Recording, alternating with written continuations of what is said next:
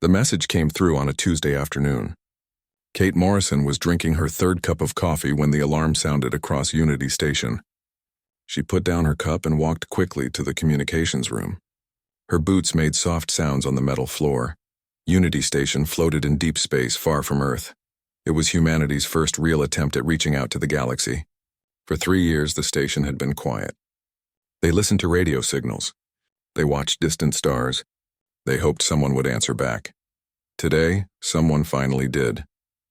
The communications officer, a young man named Danny Price, looked up as Kate entered. His face was pale. His hand shook slightly as he worked the controls. "Commander, you need to see this," Danny said. He pressed a button and the main screen lit up. The image was fuzzy at first. Then it cleared. Kate saw an alien face staring back at her. The being had blue skin that looked almost purple in places. His eyes were large and dark. 4 thin arms moved nervously as he spoke. Behind the alien, Kate could see fire. Buildings were burning. She heard explosions in the background. People were screaming. "This is Ambassador Kelvin of the Galactic Consortium," the alien said. His voice was high and scared. "We are sending this message to everyone who can hear us. Please, we need help. The Vorash Empire has attacked our worlds. We have no way to fight them. We are not warriors. We are healers and teachers and scientists." The ambassador stopped talking for a moment. An explosion rocked the building behind him. Dust fell from the ceiling. He looked back at the camera with desperate eyes. 17 of our worlds have fallen. 2 billion people are dead. The Vorash keep coming. They kill everything in their path. We have tried to negotiate. They do not listen. We have tried to defend ourselves. Our weapons do nothing against their ships. Another explosion. This one was closer. The camera shook. Ambassador Kelvin grabbed the desk to steady himself. "We need medical help. We need doctors and supplies. We need anyone who knows how to save lives. Millions are injured. Our hospitals are full. We cannot treat everyone. Please, if anyone is listening, we are begging for help. Send healers. Send medicine. Send anything you can spare." The transmission started breaking up. Kate could see the ambassador's mouth moving, but no sound came through. Then the screen went black. Kate stood in silence for a long moment. Danny looked at her, waiting for orders. "How long ago was this sent?" Kate asked. 3 weeks, ma'am. The signal took that long to reach us. 3 weeks. Kate felt her stomach twist. 3 weeks meant the situation was probably worse now. Much worse. "Send this to Earth immediately," Kate ordered. Priority 1. Mark it for the United Nations Security Council and Military Command. Tell them we need instructions right away. "Yes, ma'am." Danny's fingers flew over the keyboard. The message went out in seconds. Kate walked to the window and looked out at the stars. Somewhere out there, people were dying. An entire civilization was being destroyed, and they had asked for help. She knew what would happen next. Earth would respond. That was what humans did. They helped people in trouble.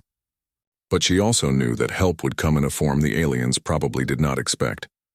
The response came faster than Kate expected. 6 hours later, her personal terminal beeped.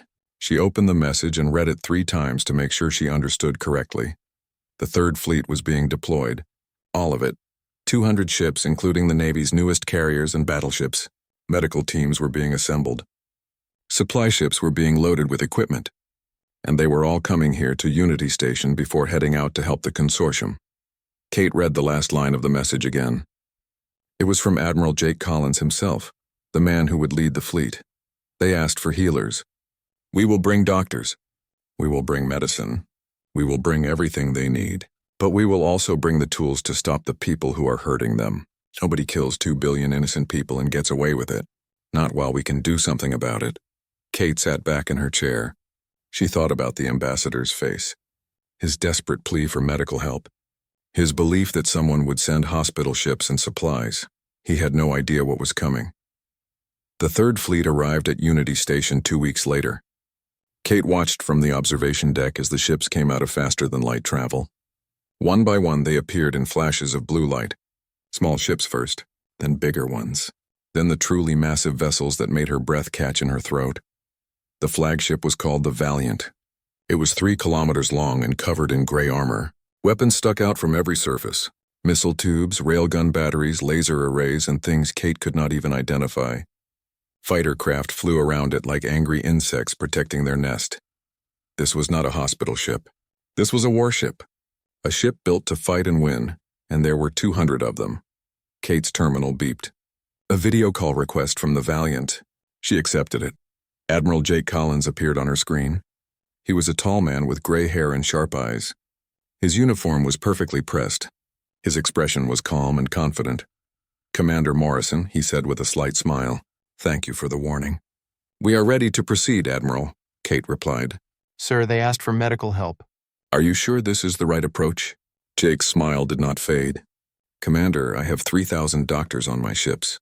I have enough medical supplies to treat 1 million wounded. I have hospital equipment that can save lives in ways these people have never imagined. We are bringing exactly what they asked for."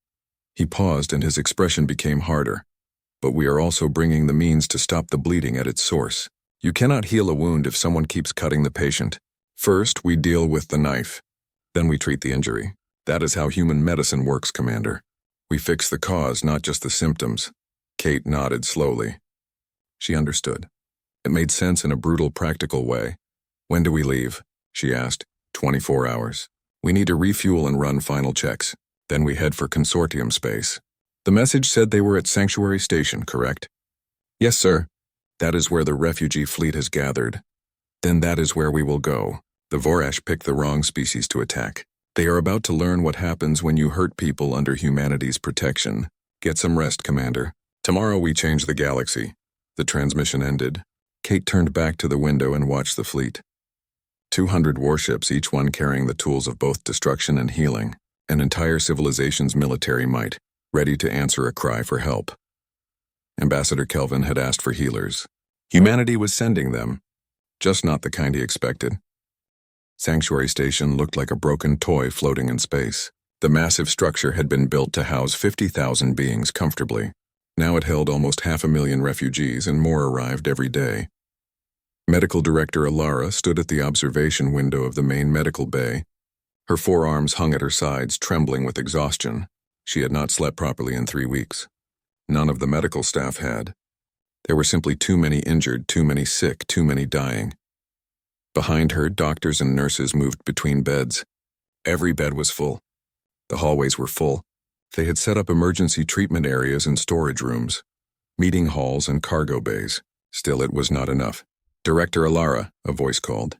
She turned to see her assistant, a young Vexian named Lauren, running toward her. His 3 eyes were wide with excitement. "We have received a response to Ambassador Kelvin's message." Alara felt hope surge through her chest for the first time in weeks. "Who? Which species? How many ships are they sending?" "They call themselves humans. I have never heard of them before. They say they are bringing their entire third fleet to help us." Alara quickly accessed the consortium database through her wrist computer. She searched for humans. The entry was short and recent. A newly discovered species from a remote sector. They had only made contact with the consortium 5 years ago. What caught her attention was the planetary classification. Earth, their home world, was rated as a Category 12 death world. High gravity, dangerous weather, violent tectonic activity, aggressive predators. The list went on, but they were coming to help. That was all that mattered. "When will they arrive?" Alara asked. 3 days. "They are traveling very fast. 3 days. Alara could work with that." She started making mental lists. They would need to clear docking space for the hospital ships, prepare supply routes, coordinate with the human medical teams. There was so much to organize. She spent the next 3 days preparing. She barely slept. Every moment was spent getting ready for the human arrival. Finally, the day came. Alara was in a meeting when the alarms started. Not the medical alarms. The defense alarms. The ones that meant weapons had been detected. She ran to the command center. Screens showed space around the station. Her breath caught in her throat. Ships were appearing. Huge ships. Dark gray warships covered in weapons. Fighters swarmed around them like clouds of metal insects. Energy signatures blazed across her sensors. These were not medical vessels. These were instruments of war. The largest ship appeared last. It was absolutely massive. 3 kilometers of armor and guns and shields. The computer identified it as the UNS Valiant. "The human flagship. Get me a communication link with that ship," Alara ordered. Her voice came out high and scared. She could not help it. These ships terrified her. The screen lit up with a human face. A male human with gray hair and hard eyes. He wore a dark blue uniform with many badges. His expression was calm. "This is Admiral Jake Collins of the United Nations Third Fleet," the human said. His voice was deep and steady. "This is Medical Director Alara of Sanctuary Station," she replied. Her forearms moved in agitation. "Admiral, we asked for medical help. We asked for hospital ships and supplies. Why have you brought warships?" The human smiled. It was not a friendly expression. It made him look dangerous. "Director, we have brought medical help. Every ship in my fleet carries doctors, nurses, and medical supplies. We can treat hundreds of thousands of wounded. But we also brought something else." "What?" Alara asked. "Protection. You have an enemy that is hurting your people. In human medicine, we have a saying. You cannot heal a patient if someone keeps stabbing them. First you stop the attacker, then you treat the wounds. That is what we are here to do." Alara felt confused and frightened. "But we are not warriors. The consortium does not believe in violence." "We noticed," Jake said. His voice became gentler but no less firm. "That is why your people are dying. Someone has to stand between the innocent and those who would harm them. We are volunteering for that job. Now I need information. Where is the nearest Vorash fleet?" A tactical officer next to Alara spoke up. "There is a Vorash battle group 2 hours away. 30 ships. They have been raiding refugee convoys. We cannot stop them." Jake turned to someone off screen. "You hear that, Tactical?" "Yes, sir. We have them on sensors now."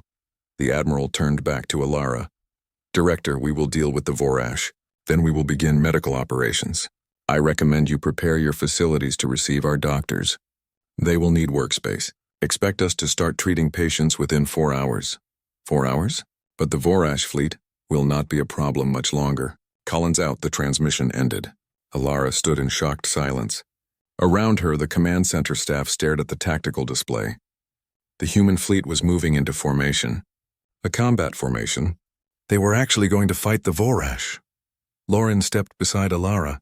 "Should we evacuate?" "If there is a battle, no," Alara said quietly. "We stay, we watch. And we learn about these humans." The Vorash fleet appeared on sensors an hour later, 30 ships in a tight formation. They were heading straight for Sanctuary Station.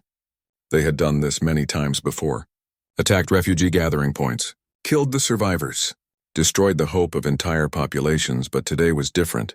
The human fleet moved to intercept. They did not try to hide. They did not run. They simply positioned themselves between the Vorash and the station. It was a clear message. You go through us or you do not go at all. Alara watched the tactical display with growing dread. She had seen Vorash ships destroy consortium defenses before. They were brutal and efficient. Their shields could absorb tremendous damage. Their weapons tore through anything in their path. She wanted to look away, but she could not. She had to know if the humans could actually do what they claimed. The Vorash fleet came within weapons range. Alara held her breath. Then the human ships opened fire. What happened next would change everything Alara thought she knew about warfare. The human weapons were not energy beams like the consortium used. They were solid projectiles moving at incredible speeds. Tungsten rods accelerated to a fraction of light speed by magnetic rails. The Vorash shields, designed to stop energy weapons, might as well have been made of paper. 3 Vorash command ships exploded instantly. Not damaged, not disabled, simply gone. Torn apart by kinetic impacts so powerful they looked like miniature supernovas. The rest of the Vorash fleet broke formation and scattered in panic. But the humans did not stop.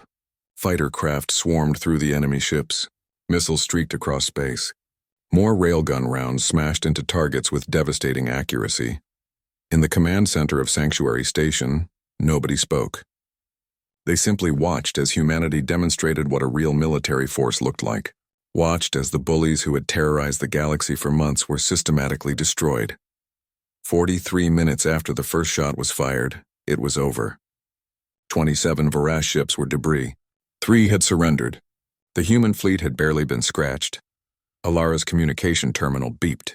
She accepted the call with trembling hands. Admiral Collins appeared on screen. He looked completely calm, as if he had just finished a routine drill rather than a battle. "Director, the threat has been neutralized. We are dispatching medical teams now. Prepare to receive them. We have work to do." Alara could only nod. The humans had come. They had brought violence and destruction, but they had also brought hope.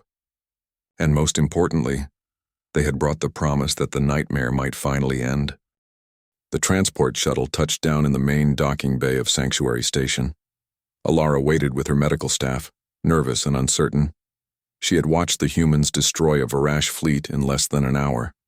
Now she would meet them face to face. The shuttle doors opened. A woman stepped out first. She was tall by consortium standards, with dark skin and short black hair. She wore a white coat over a blue uniform. Medical insignia decorated her shoulders. Behind her came more humans, all dressed similarly, carrying large boxes of equipment.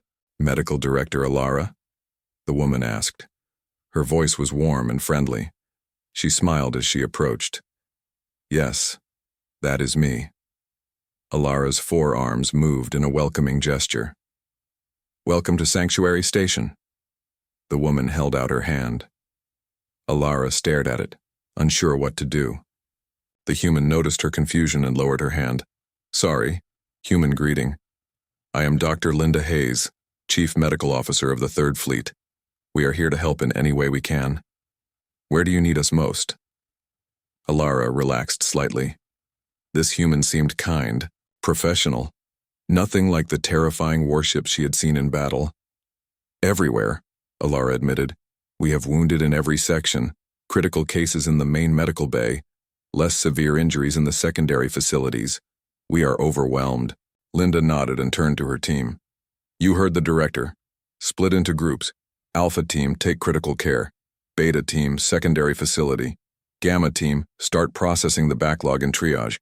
Move fast, but stay safe. We are here to save lives, not take risks." The human medical teams dispersed quickly.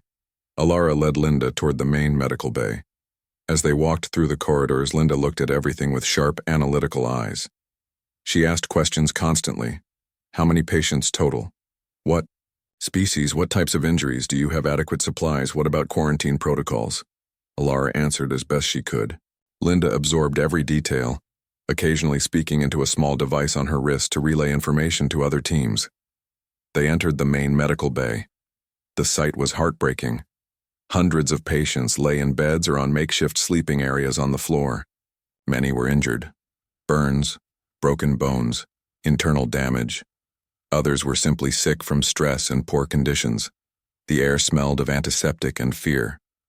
Linda stopped and surveyed the scene. Her expression became serious and focused. Then she spoke into her wrist device. "This is Hayes. We need the full field hospital setup. Surgical bays 1 through 6. Deploy the portable scanner units, and get me 50 more staff members down here. We have work to do." Within an hour, the main medical bay was transformed. Human medical equipment filled empty spaces. Strange machines hummed and beeped. More human doctors and nurses arrived and immediately began treating patients. Alara watched in amazement as the humans worked. Their methods were so different from consortium medicine. Where Alara's people used gentle regeneration chambers and non-invasive scanners, the humans cut and stitched and injected. They used metal instruments that looked almost primitive. Chemical compounds instead of energy healing. It looked barbaric, but it worked. A Venari child was brought in with severe burns covering half her body. The consortium doctors had stabilized her but could do nothing more. The regeneration chambers needed specific DNA templates for each species. They did not have Venari templates. Linda took one look at the child and pointed to a surgical bay. "Get her prepped. I need skin grafts and fluid replacement ready in 5 minutes." "But we do not have the proper protocols," Alara protested.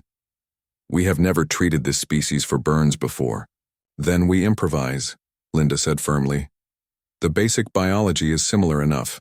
We adapt and overcome. That is what we do." Alara watched through an observation window as Linda and her team worked on the child. They cut away dead tissue, applied synthetic skin, inserted tubes to deliver fluids. It was fast and brutal and efficient. 2 hours later, the child was stable.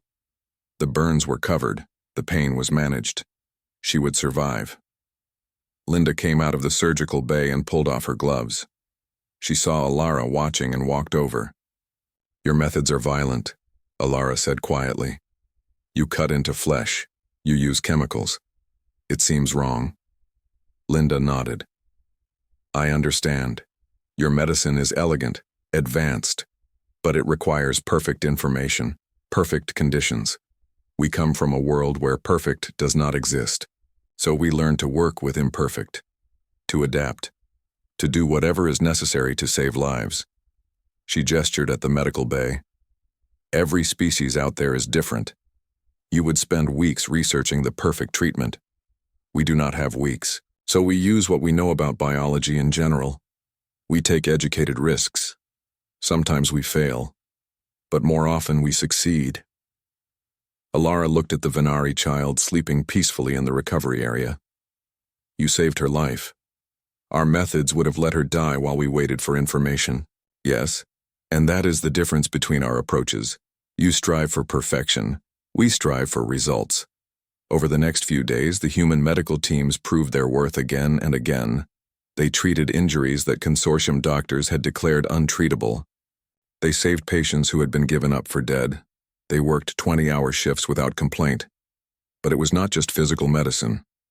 Alara noticed that the humans also brought counselors, psychologists, therapists, people trained to help with mental trauma. She asked Linda about it one evening. They were sitting in a quiet corner of the medical bay taking a rare break. Why the mental health specialists? Alara asked. The physical injuries are what we need to treat.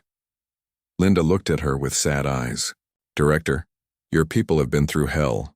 They have watched their worlds burn, seen loved ones die, lost everything they ever knew. Those wounds do not show up on scanners, but they are just as real, just as dangerous. We understand this because we have experienced it ourselves.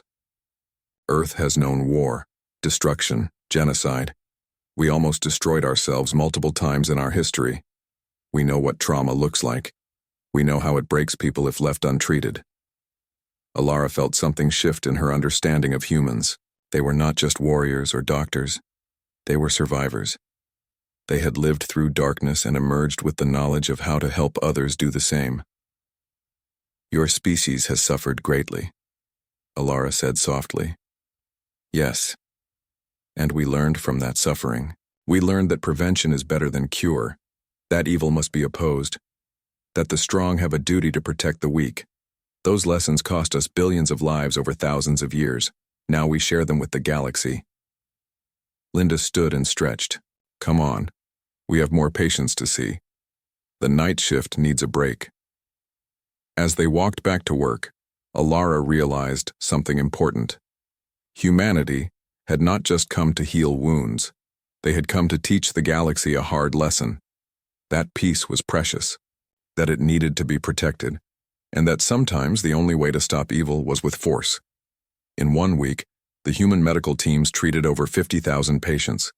Their field hospitals processed injuries faster than any consortium facility. Their survival rates were higher than anything Alara had ever seen. But even as they healed, reports came in of continued Vorash attacks.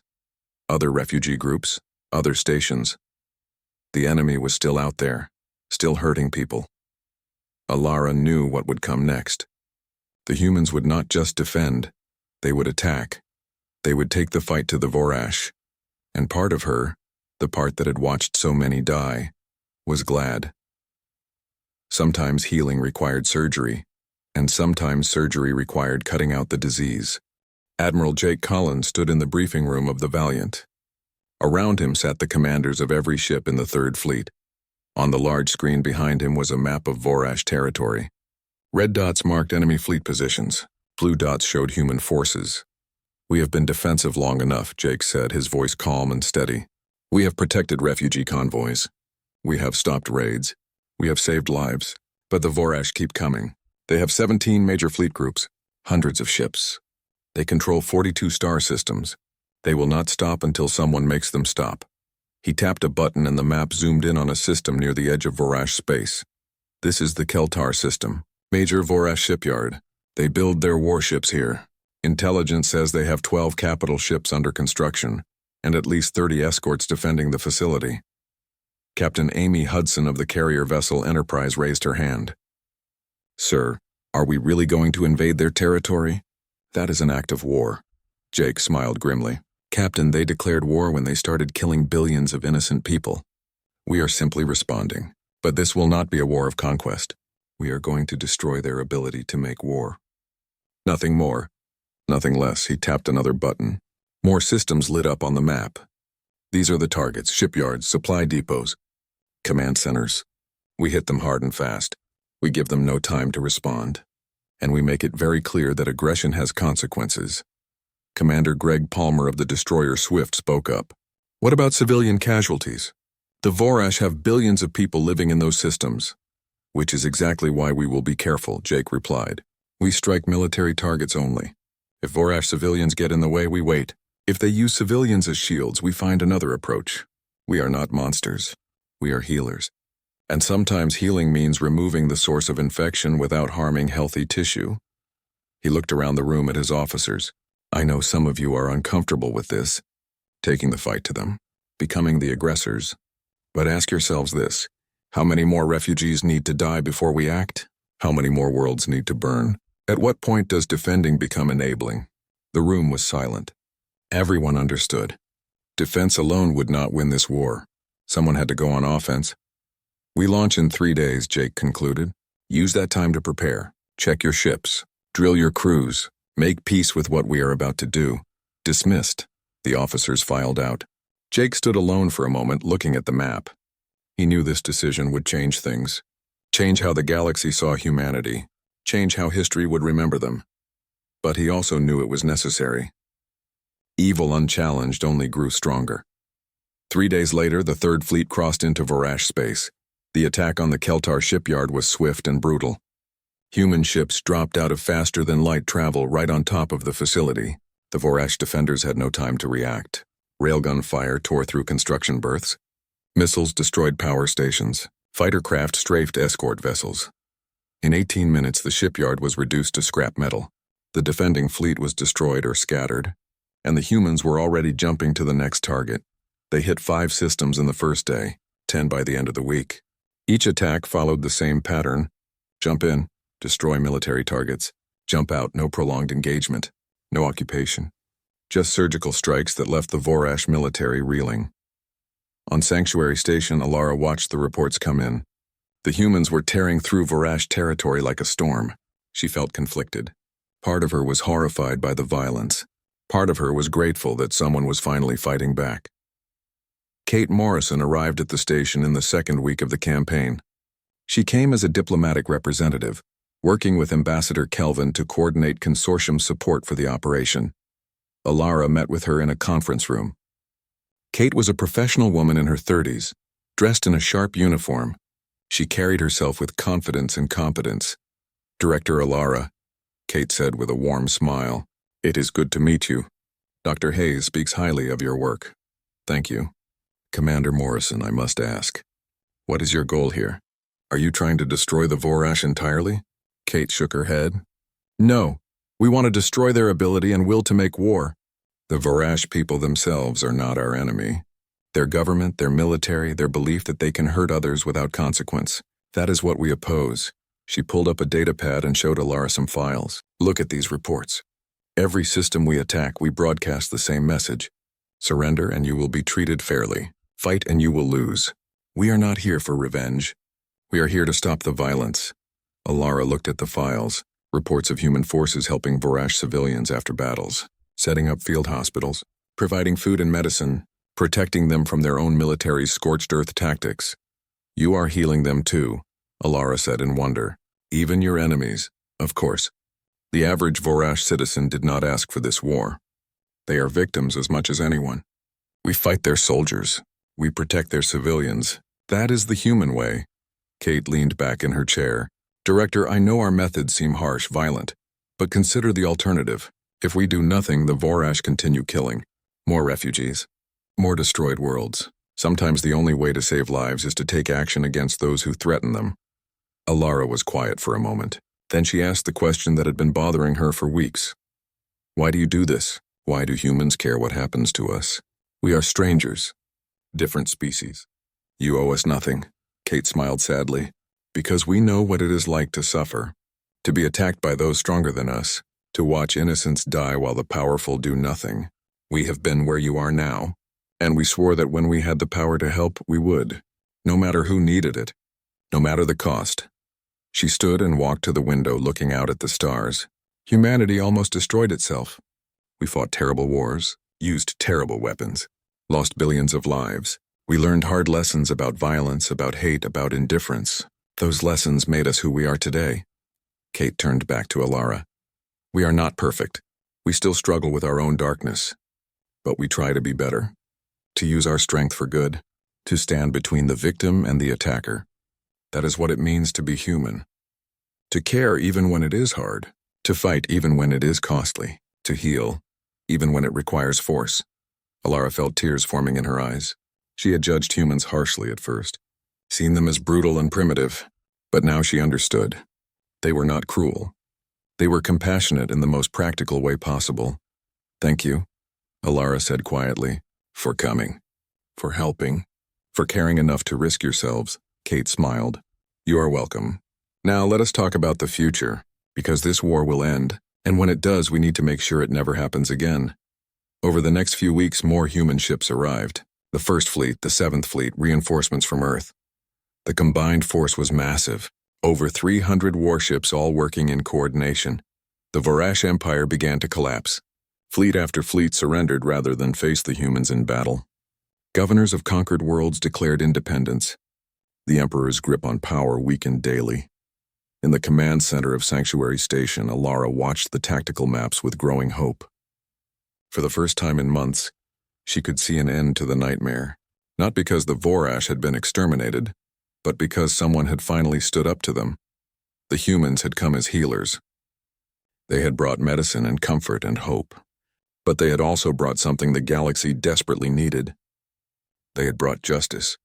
They had brought accountability. They had brought the simple but powerful message that evil would not be tolerated, and the galaxy would never be the same. The Vorash Emperor sat on his throne and stared at the tactical display with growing horror. Red markers showed destroyed bases. Yellow markers showed systems that had surrendered to the humans. Blue markers showed human fleet positions. There was so much blue now. His empire was falling apart. In just 3 months, the humans had destroyed half his military. They had liberated dozens of conquered worlds. They had broken the back of his power. And they showed no signs of stopping. A communication officer approached the throne nervously. Your Majesty, the humans are transmitting a message. They say it is for you personally. The Emperor waved his hand. Show me. The screen lit up with the image of a human female. She wore a crisp military uniform with many decorations. Her expression was cold and professional. Emperor, my name is Commander Kate Morrison of the United Nations. I am transmitting this message to offer you one final chance to avoid complete destruction. You will immediately order all Vorash forces to stand down. You will withdraw from all conquered territories. You will pay reparations to the victims of your aggression. And you will submit to galactic oversight to ensure compliance. You have 48 hours to respond. If you refuse, we will consider it a declaration of continued hostilities. We will respond accordingly. The transmission ended. The Emperor stared at the blank screen in fury. How dare these aliens make demands of him? He was the ruler of the most powerful empire in this region of space. He would not bow to anyone. Send them a response, he ordered. Tell them we will never surrender. Tell them we will fight until every last human ship is destroyed. His advisors looked at each other nervously. One brave soul spoke up. Your Majesty, perhaps we should consider their offer. We have lost so many ships, so many bases. Our people are suffering. The Emperor stood and pointed at the advisor. Coward, we are Vorash. We do not surrender. We do not negotiate. We conquer or we die. Now send my response, the message was sent. 48 hours later, the human fleet arrived at the Vorash home system. Admiral Jake Collins stood on the bridge of the Valiant and looked at the planet below. It was beautiful. Blue oceans, green continents, white clouds. Billions of people lived down there. Most of them had nothing to do with their emperor's evil. Tactical, what are we looking at? Jake asked. Planetary defense grid. 12 orbital platforms. 50 defensive satellites. A fleet of 40 ships, mostly older models. They are forming up to protect the capital. Jake nodded. Open a channel to the planet. All frequencies. I want everyone down there to hear this. Channel open, sir. Jake took a breath and spoke clearly. People of the Vorash Empire, this is Admiral Jake Collins of the United Nations. We are not here to conquer you. We are not here to enslave you. We are here to end a war that your government started, a war that has killed billions of innocent beings across dozens of worlds. He paused, letting his words sink in. Your Emperor has refused to surrender. He has chosen to continue fighting. But we do not blame you for his choices. We know that most of you want peace, that you want to live your lives without fear or violence. So we make you this promise. If your military forces stand down, we will not harm your planet. We will not harm your people. We will only remove those responsible for the atrocities committed against the consortium. Jake looked directly at the camera. You have 1 hour to decide. Stand with your Emperor and face destruction, or stand aside and help us build a better future. The choice is yours. The transmission ended. On the planet below, chaos erupted. The message had gone out on every channel, every screen, every radio. Billions of Vorash citizens heard it, and they began to question why they were fighting. In the Imperial Palace, the Emperor raged.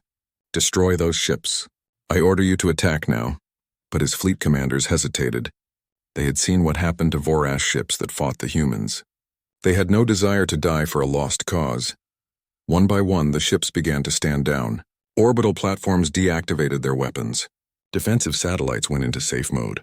The fleet that was supposed to protect the capital simply stopped fighting. The Emperor watched in disbelief as his own forces abandoned him. He screamed orders, threatened executions, demanded loyalty, but it was too late. His power was gone. Human Marines landed at the Imperial Palace 3 hours later. They met no resistance. The palace guards had already left. The Emperor sat alone on his throne, waiting. Lieutenant Gary Brooks led the Marine squad into the throne room. He looked at the Emperor with a mixture of pity and disgust. You are under arrest for crimes against sentient beings. War crimes, genocide, mass murder. You will be tried by the Galactic Consortium and judged by representatives of the species you hurt. Do you understand? The Emperor said nothing. He simply stood and allowed himself to be taken into custody. His war was over. The transition happened surprisingly fast. Within a week, a provisional government was established on the Vorash homeworld. Representatives from the consortium arrived to help organize elections. Human forces maintained order but did not interfere with local governance. More importantly, human medical teams descended on every Vorash world. They treated war wounded, helped rebuild hospitals, trained local doctors in trauma care. They did exactly what they had promised. They healed. On Sanctuary Station, Ambassador Kelvin met with Kate Morrison and Alara to discuss the future. They sat in a conference room overlooking the refugee ships. Many of those ships were now preparing to go home, back to worlds that had been liberated. You did it, Kelvin said, his voice filled with wonder. You actually stopped them. Ended the war. Saved us all. Kate shook her head. We just provided the force. Your people provided the reason. Your commitment to peace, to knowledge, to life. That is what makes the consortium worth protecting. We simply made sure that commitment could survive. Alara leaned forward. What happens now? Will you stay? Help us rebuild? Yes, Kate replied. We will establish a permanent presence, not as conquerors or rulers, as partners. We will help train defensive forces, share medical knowledge, work together to make sure this never happens again. She smiled. The galaxy is bigger and more dangerous than the consortium realized. But it is also full of potential. Together we can build something better. A civilization where the strong protect the weak, where peace is maintained by strength, where healers carry both medicine and weapons because sometimes both are necessary. Kelvin extended his hand in the human gesture of greeting. Kate took it and shook firmly. Alara watched and felt hope bloom in her chest. The humans had come when called. They had brought violence and healing in equal measure. They had shown the galaxy that sometimes the only way to preserve peace was through strength. That compassion without the will to defend it was useless. They had asked for healers, and humanity had answered with everything that word truly meant. 1 year after the end of the war, Sanctuary Station looked completely different. The overcrowded refugee camps were gone. The emergency medical bays had been converted back to regular facilities. The station hummed with normal activity again, but now it also served as the headquarters for something new. The Joint Defense Initiative. Alara stood in the observation deck and watched ships come and go. Human warships, Consortium research vessels, Vorash cargo transports bringing supplies. A year ago, she would have thought this sight impossible. Now it was normal. Director Alara, a voice called. She turned to see a young human in a medical uniform. Officer Claire Baker, one of the permanent human staff assigned to the station. The new medical students are arriving. Dr. Hayes asked if you could join her for the welcome ceremony. Alara smiled. Of course. Let me get my things. The medical exchange program had been Linda's idea. Bring young doctors from across the consortium to train with human medical teams. Learn their methods, their adaptability, their willingness to take calculated risks to save lives. In the main auditorium, 50 students from 20 different species waited nervously. Linda stood at the podium, looking as energetic and confident as ever. Welcome, Linda said warmly. You are here because you want to save lives, because you understand that medicine is not just about knowledge.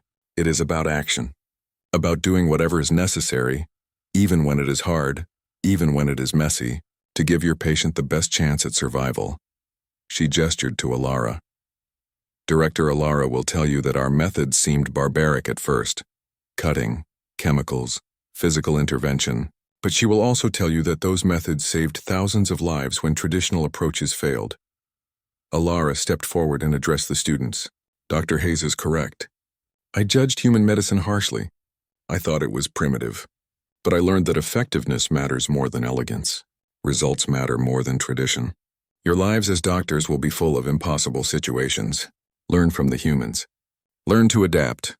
Learn to fight for your patients even when the odds seem hopeless. The students listened with wide eyes. Many of them had grown up hearing stories about the war, about the humans who came with warships and medicine. Now they would learn from those same humans. After the ceremony, Alara and Linda walked through the station together. They had become close friends over the past year. An unlikely pair. A four-armed alien doctor and a human from a death world. But they understood each other. How are things going on Earth? Alara asked. Linda smiled. Good. The consortium opened an embassy in New York. Trade agreements are being signed. Cultural exchanges are happening. Turns out humans and aliens get along pretty well when nobody is trying to kill anyone. And the Vorash? Their new government is doing well. Democratic elections happened last month. The Reform Party won. They are working hard to make amends. Paying reparations, returning stolen property, prosecuting war criminals. It will take generations to heal completely, but they are trying. Alara nodded. I never thought I would see former enemies working together. But I watched Vorash doctors training alongside consortium staff last week. They were laughing, sharing knowledge. It was beautiful. That is the point, Linda said. War destroys. Peace builds. We came here to stop the destruction. Now we stay to help build. That is what healers do. In another part of the station, Admiral Jake Collins met with military representatives from the consortium. They were discussing the formation of a joint defense fleet. Not to conquer, not to threaten, but to protect. The galaxy is a big place, Jake explained to the assembled officers. The Vorash were just one threat. There will be others, pirates, aggressive species, natural disasters. You need the capability to respond. To protect your people, a Talvarian commander raised his hand. But we are not warriors. We do not have your experience with violence, which is exactly why we will train you, Jake replied. Not to be aggressive, not to start wars, but to end them quickly when they happen, to be the shield that protects the innocent. Every human officer here has sworn an oath to protect and defend. We will teach you to do the same. The training program had already begun. Human instructors working with consortium officers, teaching tactics, strategy, weapon systems, but also teaching restraint, rules of engagement, the importance of protecting civilians even during combat. Kate Morrison had been promoted to ambassador. She now represented Earth's interests in the Galactic Consortium officially. She spent her days negotiating treaties, coordinating aid programs, and building bridges between species. She sat in her office one afternoon when Ambassador Kelvin came to visit. The old diplomat looked healthy now. The fear and desperation that had marked his face during the war were gone. Ambassador Morrison, Kelvin said warmly, I wanted to thank you personally for everything your people did, for everything you continue to do. Kate gestured for him to sit. We only did what needed to be done. No, Kelvin said firmly. You did more than that. You showed us that peace requires strength, that kindness without power is helpless, that sometimes the most compassionate thing you can do is stop those who cause harm. These are lessons the consortium needed to learn. He leaned forward.